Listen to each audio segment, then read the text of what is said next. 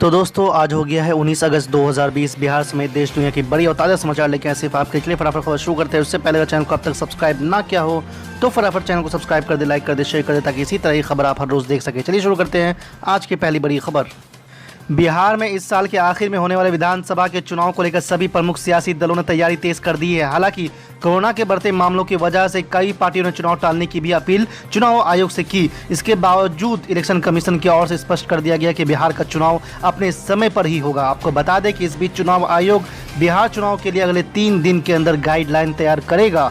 चुनाव आयोग ने जानकारी दी है कि विधानसभा चुनाव प्रचार को लेकर आगामी 3 दिनों में विस्तृत और व्यापक गाइडलाइन जारी कर दी जाएगी। कोरोना संकट के बीच होने वाले आगामी चुनाव को लेकर आज चुनाव आयोग में बैठक हुई, जिसमें आयोग ने राजनीतिक दलों की ओर से भेजे गए सुझाव पर विचार किया। साथ ही राज्य और केंद्र शासित प्रदेशों के मुख्य चुनाव अधिकारियों की ओर से भेजे गए सुझाव पर भी विचार किया गया। चुनाव आयोग ने कहा है कि सभी की तरह सुझाव पर विचार करने के बाद अगले 3 दिनों के अंदर चुनाव को लेकर विस्तृत गाइडलाइन जारी कर दी जाएगी।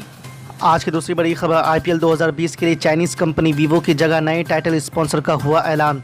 वीवो को सीज़न 13 से हटाए जाने के बाद ड्रीम 11 को इस साल आईपीएल की टाइटल स्पॉन्सरशिप मिली है।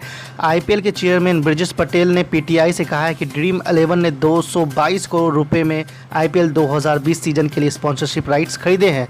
बता दें कि ये बोली वीवो के सालाना 440 करोड़ रुपए से 218 करोड़ रुपए कम है। ड्रीम 11 ने चीनी कंपनी वीवो की जगह लगभग 4.5 महीने के लिए टाइटल प्रायोजन का अधिकार हासिल किया है। टाइटल प्रायोजन अधिकार की होड़ में टाटा समूह भी शामिल था। हालांकि यह पता चला कि टाटा समूह ने अंतिम बोली नहीं लगाई।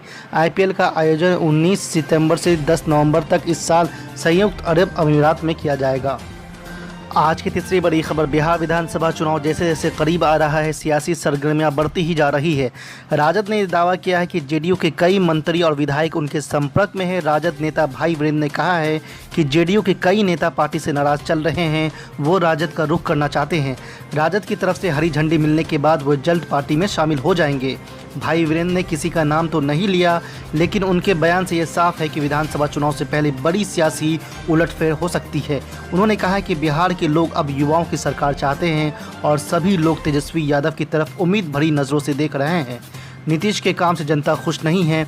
बिहार में राजद के नेतृत्व में महागठबंधन की सरकार बनेगी। आज की चौथी बड़ी खबर, सुप्रीम कोर्ट ने पीएम केयर्स फंड को एनडीआरएफ में ट्रांसफर करने की मांग खारिज कर दी है। सुप्रीम कोर्ट के इस फैसले का स्वागत करते हुए केंद्रीय कानून मंत्री रविशंकर प्रसाद ने कहा है कि पीएम केयर्स फंड से अब तक कोरोना की लड़ाई में 3100 करोड़ रुपए की मदद की गई है। इनमें से 2000 करोड़ रुपए का वेंटिलेटर खरीदा गया है। केंद्रीय मंत्री रविशंकर प्रसाद ने कहा है कि 50,000 वेंटिलेटर की खरीद की गई है, जो आज़ादी के बाद सबसे बड़ी खरीद है। प्रवासी मजदूरों की मदद के लिए 1000 करोड़ रुपए का आवंटन किया गया। 100 करोड़ रुपए वैक्सीन रिसर्च के लिए दिया गया है। PM cares fund public trust है और इसके हेड प्रधानमंत्री है। केंद्रीय मंत्री रविशंकर प्रसाद ने कहा कि पीएम केयर्स फंड में लोगों ने अपनी मर्जी से दान दिया है। पिछले 6 साल के दौरान मोदी सरकार पर कोई भी भ्रष्टाचार के आरोप नहीं लगे। आज की पांचवी बड़ी खबर, ऑल इंडिया मजलिस इत्तेहादुल मुस्लिमीन के बिहार प्रदेश अध्यक्ष अख्तरुल ईमान उर्दू जुबान को लेकर दिखे चिंतित और नीतीश कुमार से पूछे तीखे सवाल। होने चाहिए थे 35,000 ही स्कूलों में है, 71,000 प्राइमरी स्कूलों के दरमियान। आपको मालूम होगा कि उर्दू दुश्मनी इस कदर है कि 27,000 जो टीईटी क्वालिफाई किए उर्दू के टीचर, 12,000 बच्चे डंडे खाते रह गए, उनकी बहाली नहीं हुई। उर्दू दुश्मनी का हाल इनका ये रहा है।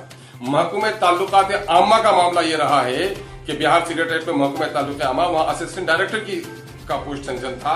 लगभग 14 पोस्ट सेंक्शन थे, रिटायर्ड करते गए और उसकी बहाली को कलअदम करार दिया गया और आज नतीजा हुआ कि वो डिफरेंट होकर पड़ा है।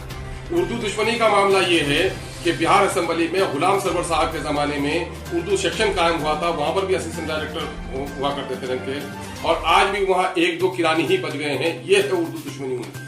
अब इनका मामला ये है कि आम नस्लों से उर्दू को खत्म किया जाए, और ये लगभग उनका ही है।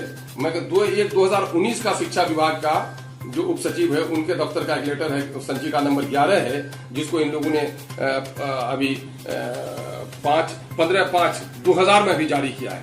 उसमें इन लोगों ने ये इशारा दिया है कि साहब अब जो सीबीएसई पैटर्न पर पढ़ाई होगी तो उसमें जो साइंस के, हिंदी के, इंग्लिश के, इंग्लिश के टीचर, इनकी बात तो कही गई है 5 सब्जेक्ट की, लेकिन उर्दू को अन्य भाषाओं के जुमले में रख दिया गया है। और उसमें एक साजिश ये है कि जहां 50-60 बच्चे होंगे उसी सब्जेक्ट के टीचर होंगे। अब उसमें भोजपुरी भी हो सकते हैं, है ना, दूसरी इलाकाई जबानें भी हो सकती हैं। तो नतीजा ये हुआ कि उर्दू का नाम भी नहीं लिया है, उर्दू को अलग कर दिया गया है। और ये करते क्या है, चोर दरवाजे से ये काम करते हैं। जिस तरह आपको मालूम होगा कि 2012 में इन लोगों ने सूरज नमस्कार को करवाने के लिए ऐसे चोर दरवाजे से इन लोगों ने मामला किया था। हमें ताज्जुब है कि उर्दू की रोटी खाने वाले, उर्दू के वोट से इलेक्शन जीतने वाले ये नुमाइंदे दलाली कर रहे हैं और उर्दू की हिफाजत की बात नहीं कर पा रहे। मैं बहुत दर्दमंदी के साथ ये बात कहता हूं कि लाल किला की फसलों के टूट जाने से, बार बार ये जुमला मैं दोहरा कर कहता हूं कि लाल किला की फसलों के टूट जाने से और ताजमहल के पारा पारा हो जाने से भी हिंदुस्तान में उर्दू आबादी का कोई नुकसान नहीं हो सकता है। ये तारीखी नुकसान हो सकता है, माजी की अजमत और माजी की शान का एक तारीखी नुकसान हो सकता है। लेकिन उर्दू जबान अगर मिटा दी गई तो हमारी नस्लों का नुकसान होगा, हमारी नस्लों का नुकसान होगा।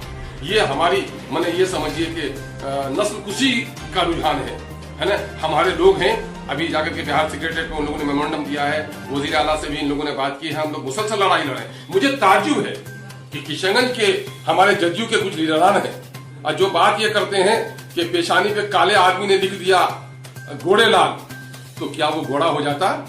ठेला चलाने वाला अपना नाम अगर धनीलाल रख दे तो क्या धन हो जाता है? कुछ लोगों ने गाड़ी के बोर्ड में उर्दू लिखकर समझता है कि हम बिल्कुल शहीद में फंस गए। अरे नीतीश बाबू, आपके लोगों ने तो चिराग को विद्वान मान लिया, बड़ी बधाई। कालिदास तो बहुत बड़े विद्वान थे ना जनाब। चलिए, आप स्वीकार तो किए कि चिराग विद्वान है, आपको धन्यवाद। लेकिन जब मोदी ने आपकी सच्चाई दिखाई दुनिया को तो आप कुछ नहीं बोले। चिराग पासवान या रामविलास जी को या क्या कमजोर समझते हैं? दलित को क्या समझ लिया? 100 में 90 हमारा और 90 में 30 दलित। तो दलित को आप क्या कमजोर आप समझने लगे हैं क्या हिंदुस्तान में? और आप शुरू हो गए।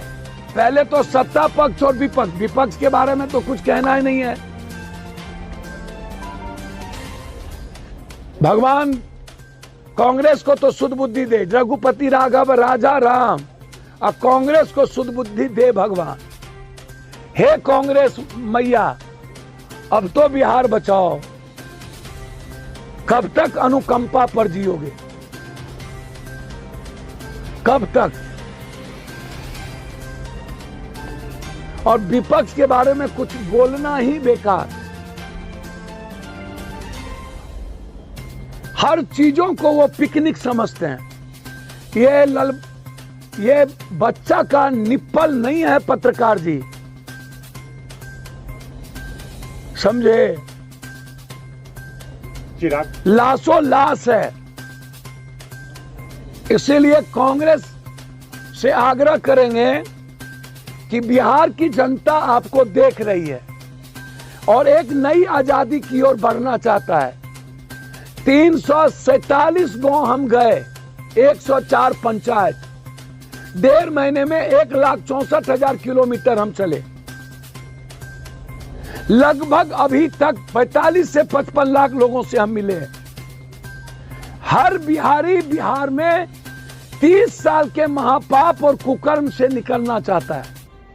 हर यूथ, हर गरीब और हर फार्मर और बेटी सिर्फ एक ही सवाल करता है, पप्पू यादव बचा लीजिए। मेरी जिम्मेदारी है, इस बिहार को मैं मजबूत विकल्प दूंगा ताकि 30 साल का महापाप जो नर्क बना दिया को निकाला जा सके। 30 साल बनाम 3 साल, 3 साल में बाढ़ से मुक्ति, 3 साल में बिहार एशिया का नंबर 1 बिहार। हाई कोर्ट में एफिडेविट देके प्रतिज्ञा पत्र के साथ हम आएंगे और बिहार को इस नर्क से निकालने का प्रयास करेंगे। आप इंतजार कीजिए, सितंबर के फर्स्ट वीक के बाद आपको मजबूत विकल्प नजर आएगा। एनडीए, यूपीए भूल जाइए। ये जो पप्पू यादव के पीछे पीछे पिकनिक मनाने जाने वाले लोग, बहुत मिला। और सुशासन बाबू अपनी उपलब्धि मत गिनाइए। 7 निश्चय यूपीए के गवर्नमेंट में का था, आपने लूटा। जल नल हरियाली लूटा, पटना को डब्बा बना दिया। सबसे ज्यादा पलायन बिहार से आपने करवाया, सबसे ज्यादा एजुकेशन और हेल्थ कोलैप्स किया।